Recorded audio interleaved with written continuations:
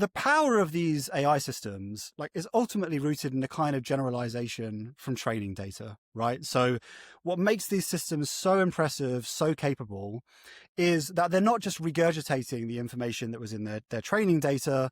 They're capable of extracting sort of broader, principles, strategies, bodies of knowledge, such that they can then be deployed far outside the distribution of those things that they were explicitly trained on.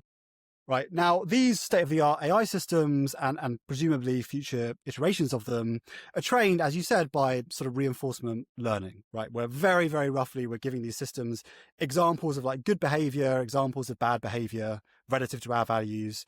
And on the basis of that, they're extracting kind of, broader strategies, bodies of knowledge, etc., so that they can then generalize beyond the specific training data. It seems to me the existential risk scenario is imagining systems which are so good at sort of generalizing based on their training data that they're super intelligent. We want to roll these systems out. They're incredibly effective, incredibly competent, incredibly successful agents, right? We want to closely integrate them into our society, our economy, and so on. They're these super generalization machines.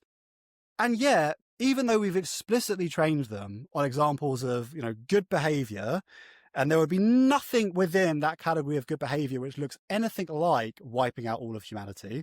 And we've tried to discourage, what we deem to be bad behavior, where things like wiping out all of humanity would presumably be quite closely connected. So even though there's been that process of reinforcement learning, nevertheless, they somehow become misaligned in such a way that they end up extracting sort of underlying motivation, strategies, and principles, which are almost completely diametrically opposed to the sorts of things that we were trying to reinforce.